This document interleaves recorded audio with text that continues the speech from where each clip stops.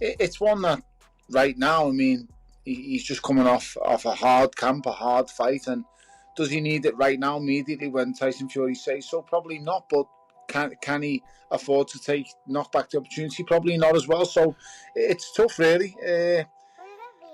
I'm not so sure it actually does happen. I'm not so sure it's someone once again, boy who cried wolf. It isn't a melody meant for the charts. It isn't a hook designed to linger in the ears for a fleeting moment of entertainment. It is something far more ancient, far more resonant. It is a recitation of Quran, a rhythmic, spiritual cadence that carries a weight beyond simple music. When you hear Anthony Joshua describe his state of mind, he isn't just talking about a training playlist. He is talking about a tether to the divine.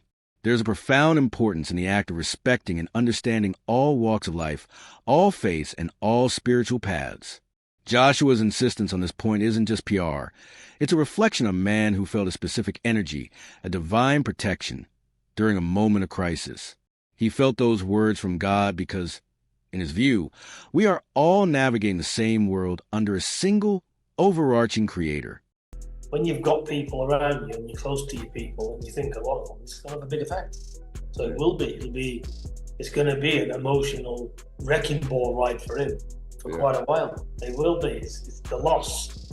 The loss is, you can't put a word on it. It's that deep of a loss. This message of unity, that we are all one under God, serves as the bedrock for his current return to the spotlight. It is a perspective he holds with deep conviction, asking only for the same respect he extends to others.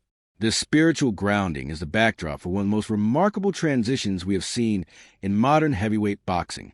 The shift in the heavyweight landscape happened almost overnight, triggered by the news of Anthony Joshua returning to camp following a terrifying car crash that could have ended more than just his career. To see him now, focused and composed, is to see a man who has looked at the fragility of life and decided to double down on his purpose. He credits the serenity of the Quran for keeping him calm and protected during those harrowing moments. Now, the transition back to work is seamless but noticeably different. Exercise like that, or exercise of any kind, it's essential. But it is interesting that Joshua is now they uploaded to a Snapchat. I think someone in the Element group, Hatman's Element group, was sharing a screenshot of AJ reading the book, and I can't remember the actual caption of it, but it was AJ reading, obviously. And was it like, I can't remember the actual caption, but that paired with the footage of this. Now it has to be said, right?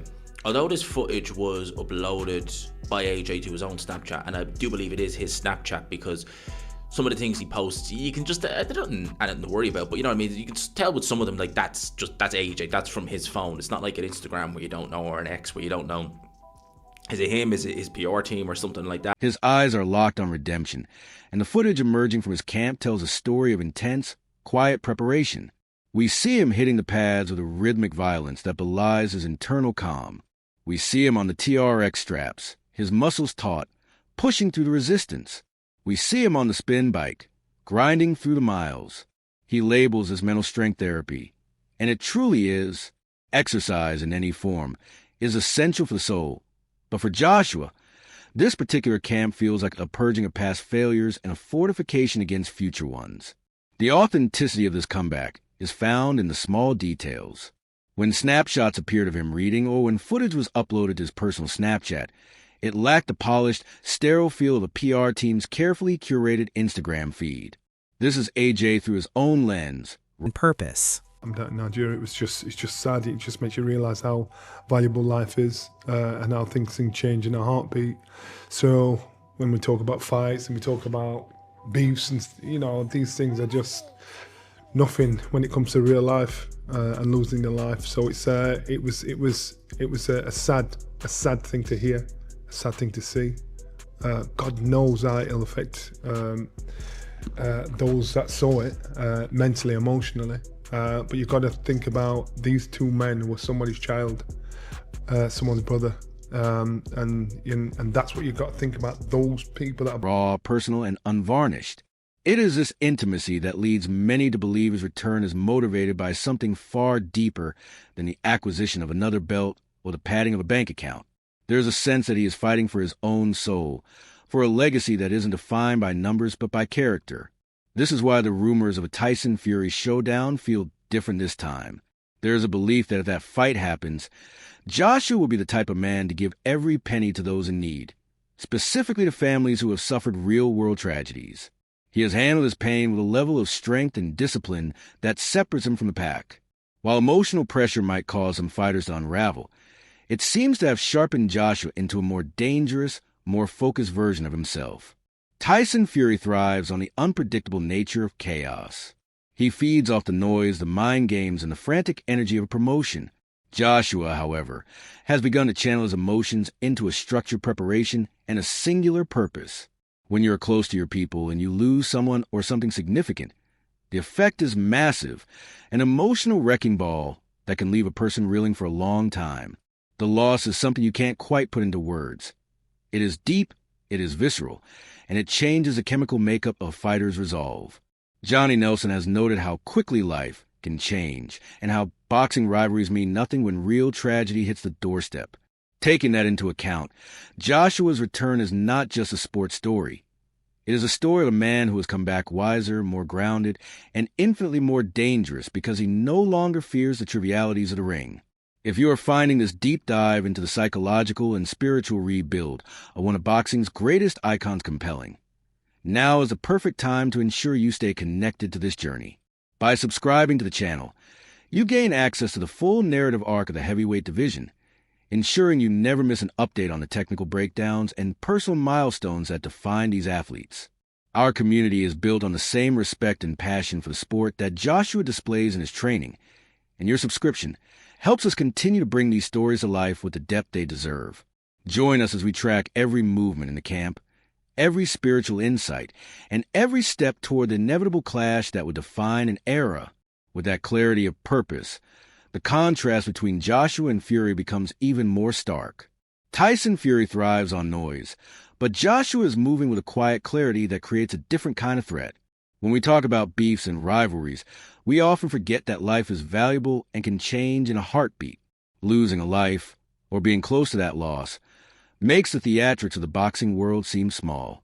These men are someone's child, someone's brother, and that humanity is what Carl Froch and others are starting to see more clearly. While some purists wouldn't be shocked if Fury tried to avoid the fight, the reality is that Joshua has faced a kind of adversity that builds a different kind of armor. Fury relies on the psychological breakdown of his opponent. But how do you break a man who has already been to the fire and come out the other side with his faith and focus intact?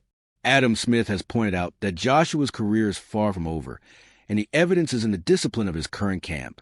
He isn't just training to win. He is training to dominate. He has learned from the mistakes of the past, using every challenge as a stepping stone. While Fury may talk endlessly about legacy, Joshua is quietly preparing to manifest it. He combines experience, skill, and a mental toughness that is becoming increasingly difficult to match. If the fight happens this year, Joshua enters not just as a challenger, but as a man who has earned his status as a favorite through sheer resilience. Technically, many argue he is a superior boxer. While Fury has the obvious advantages of size and reach, Joshua's fundamentals are becoming flawless.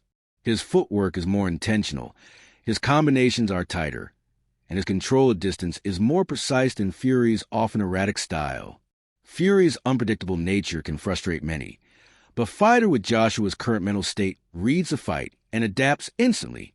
He stays calm under the kind of pressure that would make others panic. This combination of skill and power is a unique threat. Tyson Fury himself has admitted that he wants this fight for his ego as much as the fans. He wants to be seen, to be the center of the universe. Joshua, meanwhile, has returned with methodical focus. He isn't looking for the spotlight. He's looking for the win. He relies on preparation and mental clarity, while Fury relies on the hype. It is the difference between an actor and a soldier. Joshua acts quietly and efficiently,